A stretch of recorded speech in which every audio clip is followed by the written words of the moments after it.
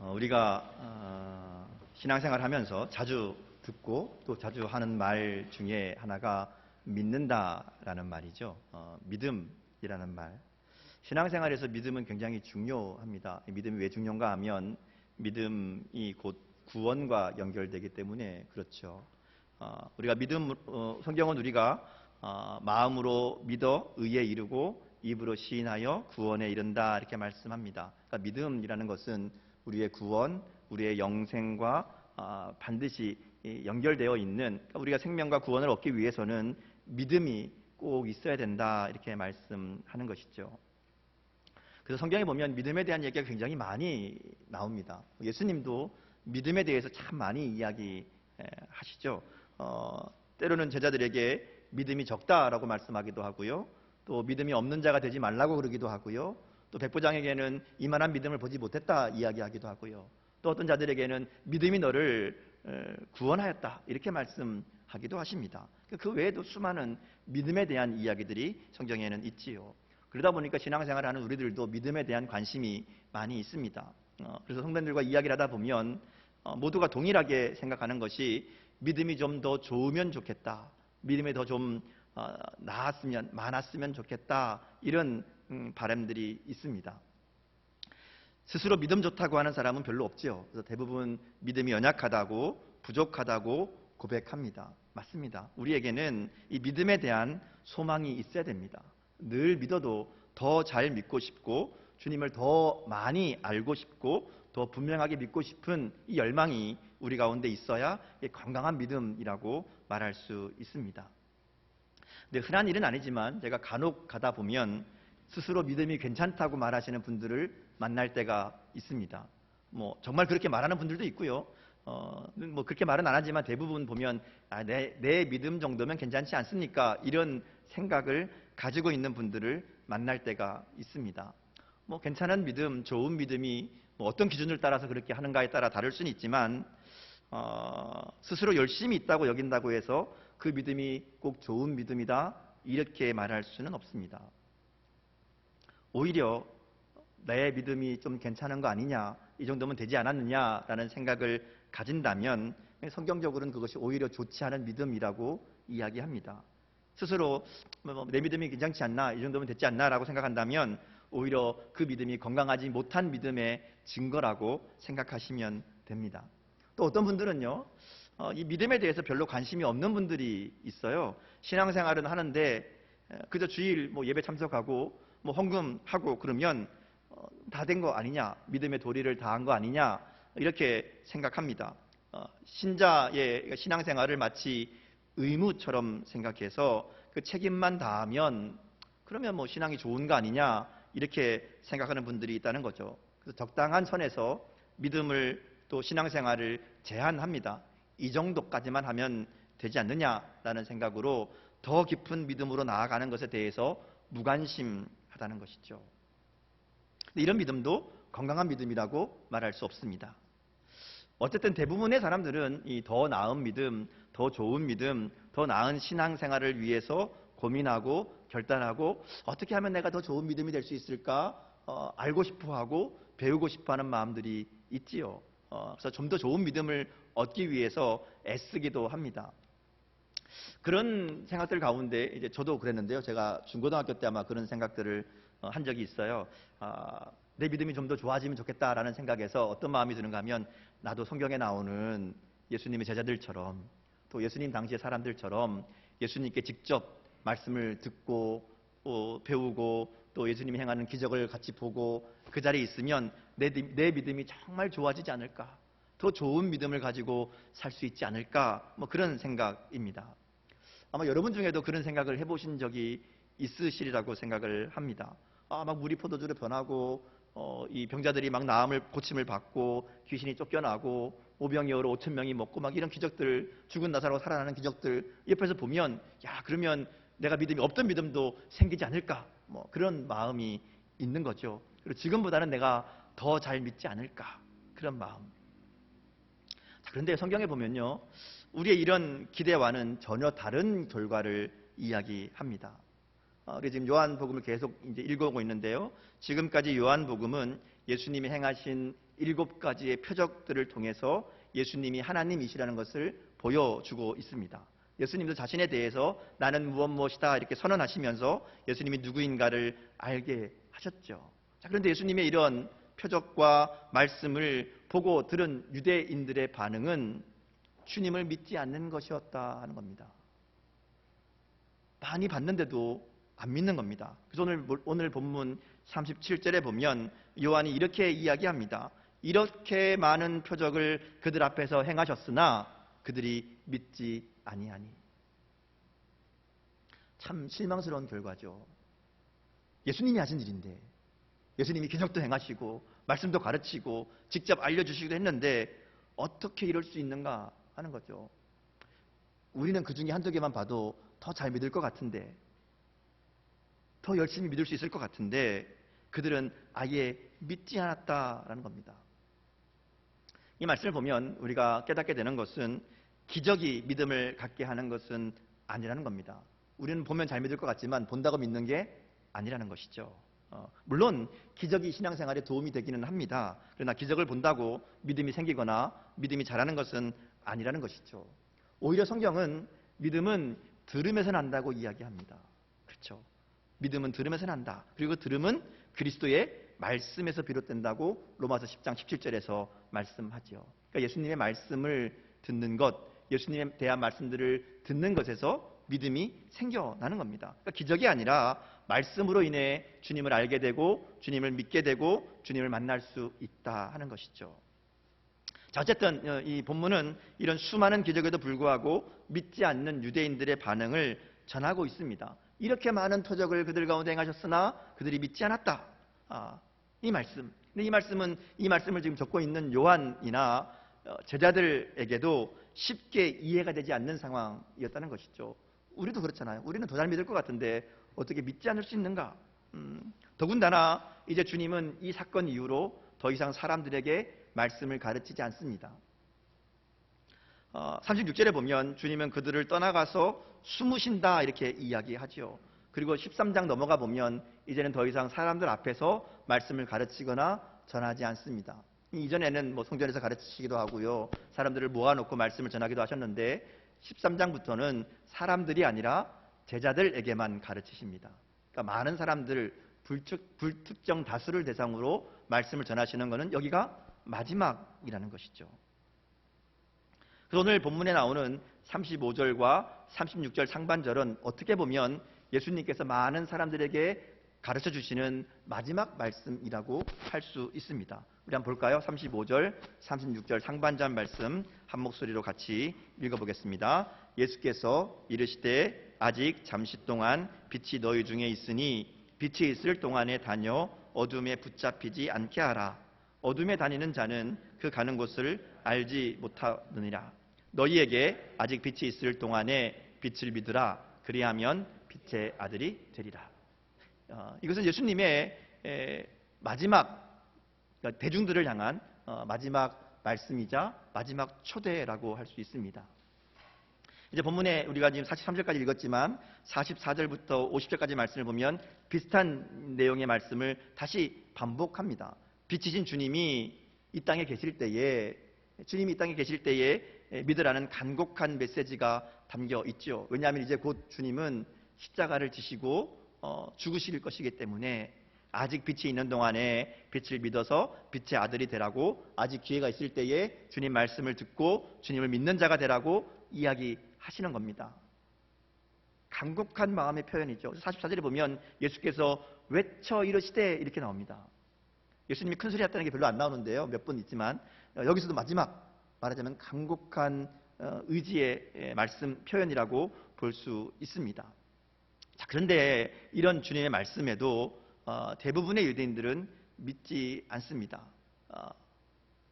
이렇게 많은 표적을 그들 앞에서 행하셨으나 그를 믿지 아니하니 이렇게 이야기하죠. 자, 그래서 이어지는 본문은 이 상황에 대한 요한의 설명이라고 할 수 있습니다. 우리도 좀 이상한 듯이 요한도 이게 이해가 안 되는 상황이죠. 예수님이 이렇게 말씀을 전하시고 가르치셨는데 왜 안 믿냐? 왜 믿는 자들이 많이 좀 나올 것 같은데 나오지 않느냐라는 이 상황에 대한 설명입니다. 요한도 백성들의 이런 반응이 사실 잘 이해가 되지 않았을 겁니다. 왜 믿지 않을까? 그들이 믿지 않는 이유가 뭘까? 고민했을 것이죠. 그리고 나서 말씀을 통해 깨닫게 된 것을 오늘 우리들에게 전해주는 것이 오늘 본문입니다. 이 비슷한 상황이 12장 앞부분에 또 한 번 있어요. 12장 12절부터 보면 예수님이 예루살렘에 입성하시는 장면이 나오죠. 예수님이 예루살렘에 입성하실 때에 나귀를 타고 들어가시잖아요. 사람들이 종려나무 가지를 흔들면서 호산나 찬송하리로다 주의 이름으로 오시는 이여 막 이렇게 막 환호할 때에 예수님이 그 길 들어가실 때 나귀를 타고 들어가십니다. 그때는 제자들이 이게 무슨 이유인지를 몰랐어요. 이 의미가 뭔지, 왜 나귀를 타는지, 왜 주님이 그런 모습으로 들어가시는지 깨닫지 못했거든요. 그래서 15절, 16절 말씀에 보면 제자들이 이걸 몰랐다가 나중에야 예수님의 십자가와 부활을 경험한 후에야 이것이 스가랴 말씀에 약속되었던 메시아의 예언이 성취된 것이라는 것을 깨닫게 되었다. 요한이 이렇게 얘기하잖아요. 오늘 본문도 비슷한 겁니다. 예수님이 공생애를 마무리하는 시기, 이제 곧 십자가를 앞두고 있는 이 상황에서 여전히 믿지 못하는 유대인들의 반응이 도무지 이해가 되지 않았는데 그 많은 기적과 가르침에도 믿지 않고 따르지 않는 이 이해할 수 없는 반응에 대해서 요한이 생각해보고 깨닫게 된 것이 뭔가 하면 이사야의 말씀이었다는 것이죠. 이사야가 예언했던 그 말씀이 바로 주님을 향한 말씀이었다는 것을 요한이 깨달았다. 이렇게 얘기하는 겁니다. 그래서 그가 이야기하잖아요. 이는 선지자 이사야의 말씀을 이루려 하심이라 이야기합니다. 41절에도 보면 이사야가 이렇게 말한 것은 주의 영광을 보고 주를 가리켜 말한 것이라. 이 이사야의 예언이 예수님을 향한 예언이었다는 것을 깨닫게 되었다는 것이죠. 아마 같은 이야기일 겁니다. 앞에서 예루살렘 입성할 때의 그 상황을 나중에야 깨닫게 되었던 것처럼 예수님의 십자가 부활의 사건을 경험한 다음에 이 요한이 예수님에 대한 일들을 쭉 기억하다 보니까 그때 그들이 그렇게 믿지 않았던 것이 바로 이 이사야의 예언이 그대로 이루어지는 그런 상황이었구나. 이것을 깨닫게 된 거죠. 그래서 이것을 이야기하는 겁니다. 사람들이 이렇게 믿지 않는 것이 너무나 실망스러운 일, 예수님의 사역이 실패한 일이 아니라 이것은 이사야를 통해서 예언하셨던 그 예언이 이루어지고 있는 것이다. 이렇게 말씀하는 거죠. 그래서 계속해서 요한은 40절 말씀에 보면 또다시 이사야의 예언을 인용해서 사람들이 그렇게 믿지 않은 이유가 무엇인지를 말합니다. 39절, 40절 말씀인데요. 이게 이제 40절 말씀은 이사야 6장 10절의 말씀이거든요. 39절, 40절이 그 이유를 이야기하는 걸 같이 한번 읽어보겠습니다. 그들이 능히 믿지 못한 것은 이 때문이니 곧 이사야가 다시 일렀으되 그들의 눈을 멀게 하시고 그들의 마음을 완고하게 하셨으니 이는 그들로 하여금 눈으로 보고 마음으로 깨닫고 돌이켜 내게 고침을 받지 못하게 하려 함이라 하였음이더라. 자, 여기 보면 마치 하나님이 이스라엘 백성들의 마음을 완고하게 하시고 눈을 가려서 믿지 못하게 한 것처럼 들립니다. 굉장히 어려운 말씀이지요. 사람이 마음으로 깨닫고 회개하고 돌아와서 구원받게 될까 봐 그것을 막으신 것처럼 그렇게 보인다는 것이죠. 이것은 그런 의미가 아닙니다. 이 말씀은 인간의 본래의 상태를 설명하는 말씀이라고 할 수 있습니다.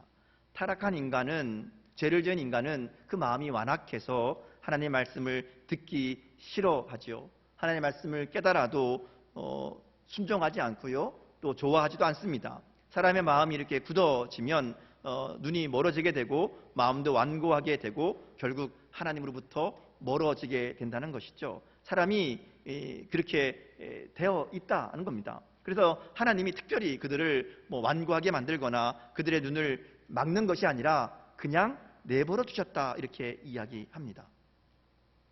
그렇다고 하나님이 니네는 죄를 지었으니까 그냥 망해라 이렇게 내버려 둔 게 아니죠. 주님은 그들을 계속해서 믿지 않으려는 그들에게 하나님의 선지자들을 보내셔서 하나님의 말씀을 들려주시고 또 들려주십니다. 깨닫게 하시고 알게 하시고 여러 번 반복해서 하나님 뜻을 전해주지만 그들은 점점 하나님 말씀을 듣는 것보다 거역하는 것으로 나아가지요. 하나님께 돌아오는 대신에 점점 하나님부터 멀어집니다. 나중에는 하나님이 보낸 선지자인 줄 알면서도 그들을 핍박하고 죽이기까지 하잖아요. 그래서 하나님이 그들에게 내리신 결정이 뭔가 하면 그대로 내버려 두는 거라는 것이죠. 그대로 내버려 두는 겁니다. 그래서 사도 바울이 로마서 1장 24절에서 이것을 이렇게 설명합니다. 로마서 1장 24절 말씀을 보면 그러므로 하나님께서 그들을 마음의 정욕대로 더러움에 내버려 두사 그들의 몸을 서로 욕되게 하셨으니 이렇게 얘기합니다. 하나님께서 하나님을 거역하고 범죄하는 자들을 그냥 내버려 두셨다는 것이죠. 이어지는 로마서 1장 28절에도 보면 또한 그들이 마음에 하나님 두기를 싫어하며 하나님께서 그들을 그 상실한 마음대로 내버려 두사 합당하지 못한 일을 하게 하셨으니 이렇게 말씀합니다. 하나님이 그들의 완악한 마음, 눈이 멀어진 것을 그냥 두신다는 거죠. 돌이키지 않게 내버려 두신다는 겁니다. 그러니까 이사야는 하나님의 말씀을 듣지 않고 믿지 않고 계속해서 하나님께로 돌아가지 않으려는 계속 고집 부리는 사람들에게는 이런 일이 일어나게 될 것이라고 예언한 것이고요. 요한은 지금 그 이사야의 예언이 예수님 당시의 유대인들의 모습 속에 이루어졌다 이렇게 말하는 겁니다. 그래서 유대인들이 그렇게 고집스럽게 예수님을 믿지 않게 되었던 것이라고 이야기하는 것이죠.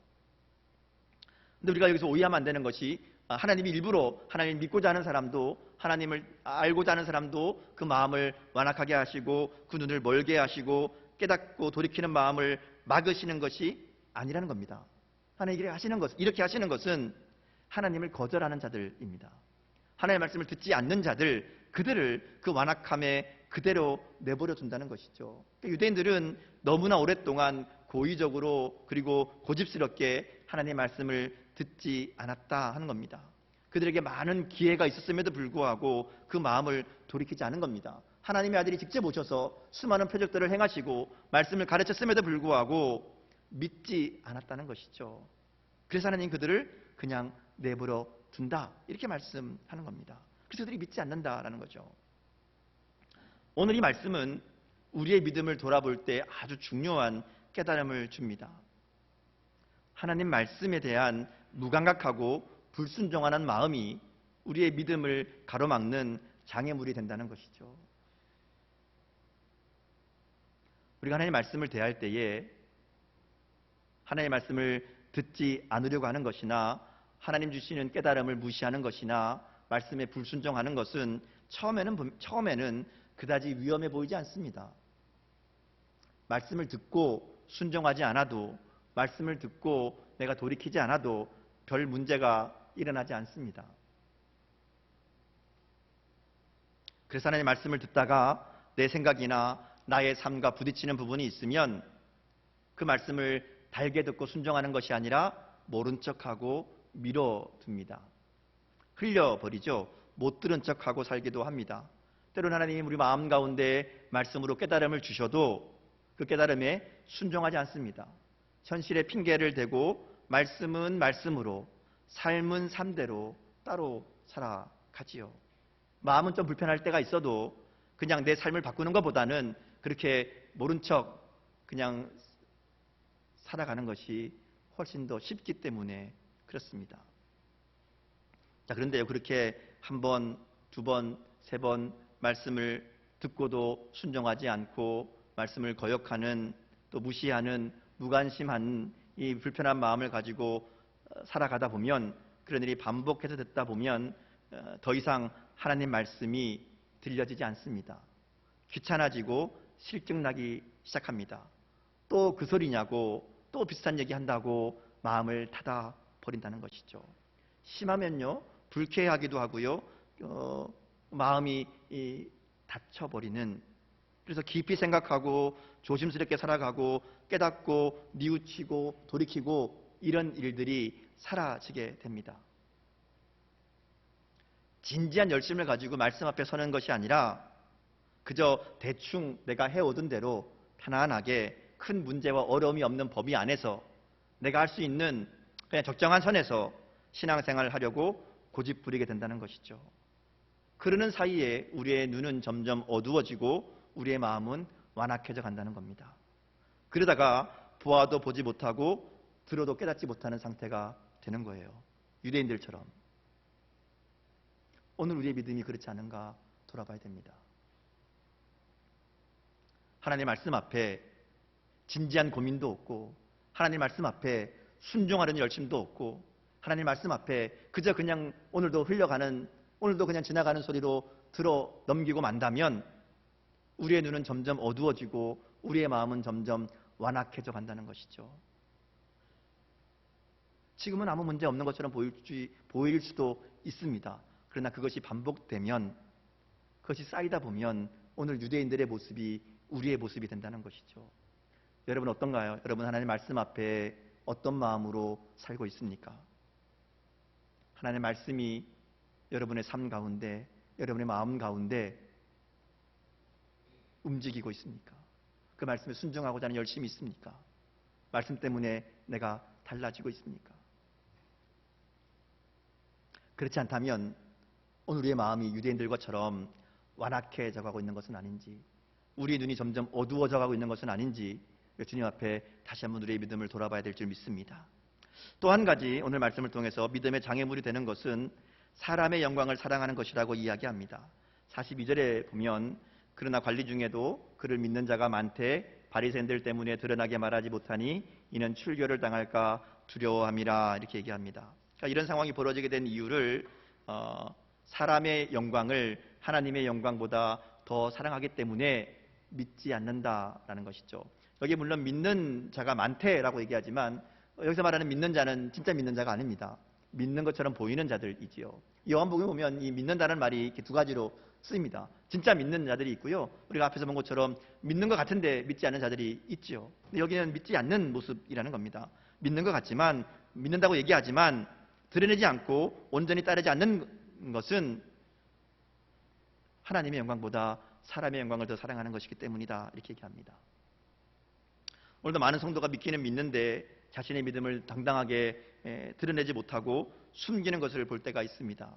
예수 믿는 것을 부끄럽게 생각하거나 그로 인해 불이익 당하는 것을 두려워하기 때문이죠. 오늘 유대인들이 출교당하는 것을 두려워해서 믿는다고 밝히지 못했던 것처럼 이 땅의 삶을 살아가는 동안 믿는다고 밝히면 불편하기 때문에, 내가 손해봐야 되기 때문에, 내가 감당해야 될 일들이 많기 때문에 숨긴다 하는 것이죠. 그래서 뭐라고 얘기하는가 하면 하나님보다 사람을 더 사랑하는 것이다 이렇게 얘기합니다. 그런 믿음은 참된 믿음이라고 말할 수 없다는 것이죠. 믿음은 드러내야 됩니다. 아까 말씀드린 것처럼 로마서에서 사람이 마음으로 믿어 의에 이르고 입으로 시인하여 구원에 이른다 말했잖아요. 자기 입으로 분명하게 고백하지 못하면 그 믿음은 온전한 믿음이라고 말할 수 없습니다. 예수님이 우리 가운데 이렇게 경고하시죠. 마태복음 10장 32절 33절 말씀인데요. 우리 같이 한번 읽어보겠습니다.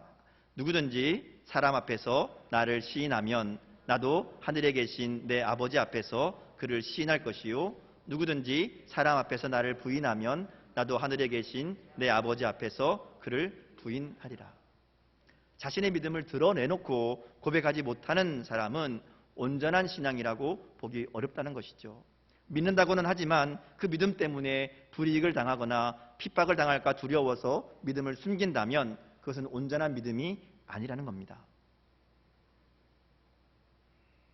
혹시 내 자신의 유익 때문에 혹은 내가 당할 불이익 때문에 사람 앞에서 예수님에 대한 우리의 믿음을 숨기고 살고 있지는 않은지, 사람을 두려워하는 것이 아니라 하나님을 바라보는 믿음이 우리 가운데 있기를 바랍니다. 그래서 언제나 어디서나 예수 그리스도에 대한 우리의 신앙을 담대하게 또 당당하게 고백하며 살아가는 저 여러분 될 수 있기를 주님 이름으로 축복합니다. 자, 그런데 더 중요한 게 있어요. 나의 믿음을 드러낸다는 것은 내가 교회 다닙니다, 나 예수 믿습니다 라고 말하는 것으로 끝나는 것이 아니라는 것이죠. 믿음을 고백한다는 것은 믿음이 곧 삶으로 증명되어야 됩니다. 말로만 그리스도인이 아니라 삶이 주님을 닮은 제자가 되어야 된다는 것이죠. 그게 진짜 예수님을 나의 주님으로 내 믿음을 고백하는 삶이라는 겁니다. 그리고 그 고백대로 삶의 우선순위가 하나님으로 바뀌는 거죠. 그래서 오늘 말씀에 보면 하나님의 영광보다 사람의 영광을 사랑하는 것이 믿음의 장애물이 된다고 말씀하는 겁니다. 우리는 하나님을 믿는다고 말하면서도 하나님의 영광이 아니라 사람의 영광을 사랑할 수 있습니다. 입으로는 구원과 믿음을 말하지만 삶의 가치관이 바뀌지 않으면 그렇습니다. 주님과 하나님의 나라보다 이 땅의 일을 더 귀중하게 여긴다면 결국 그것은 믿지 않는 자의 모습이라고 말할 수 있지요. 얼마나 많은 사람들이 이런 믿음으로 살고 있는지 모릅니다. 하나님도 알아요. 예수님의 십자가도 압니다. 구원, 복음 다 알아요. 그런데 삶에서는 늘 세상을 선택합니다. 항상 타협하고 세상의 가치관을 따라갑니다. 여전히 돈이 제일이고 여전히 나의 모든 것의 주인이 내가 주인이고 성공이 인생에서 가장 중요한 목적이 됩니다. 세상에서 잘 먹고 잘 살고 세상의 것들을 누리는 것이 인생의 가장 중요한 가치가 되지요. 신앙생활은 그저 그 중에 하나. 이러한 자들은 믿는 자라고 말할 수 없다는 것이죠. 오늘 말씀을 정리합니다. 요한은 주님의 표적과 말씀에도 불구하고 믿지 않는 유대인들의 반응을 전하면서 그들의 듣지 않는 마음, 그리고 세상을 더 사랑하는 마음이 믿지 않는 이유라고 말합니다. 오늘 우리는 어떤가요? 우리에게는 이들과 같은 믿지 않는 이유가 있는 것은 아닙니까? 말씀을 순종하는 마음으로 듣기를 바랍니다. 내 마음, 내 생각, 내 고집을 주장하며 내 마음대로 믿는 믿음이 되면 안 됩니다. 잘못 듣는 믿음의 분명한 증거는 변하지 않는 겁니다. 말씀을 제대로 듣는다면 순종이 있어야 되고요. 순종한다면 삶이 달라져야 된다는 것이죠. 날마다 말씀으로 달라지는 우리의 마음, 생각, 말, 행동이 있어야 됩니다. 예수 믿는 지 1년, 2년, 5년, 10년이 지났는데도 달라지는 게 아무것도 없다면 잘못 믿는 거죠. 믿음이라고 말할 수 없다는 겁니다. 여러분, 예수 믿고 무엇이 달라지셨습니까? 여러분, 말씀이 여러분의 삶에서 무엇을 달라지게 했습니까? 날마다 말씀을 통해 우리의 삶에 변화가 있어야 됩니다. 더 주님을 닮아가는 모습으로, 더 주님을 사랑하는 모습으로 우리의 삶이, 우리의 말이, 우리의 행동이 변화되어야지요. 그게 믿는 사람의 모습입니다. 예수님이 누구인지, 나를 위해 무엇을 하셨는지를 알면서도 여전히 세상의 압력에, 세상의 가치에 따라 살아가고 있다면 믿음의 길을 걷는다고 말할 수 없습니다. 무엇을 더 사랑하느냐의 문제가 아니라 무엇이 더 우선인가의 문제이지요.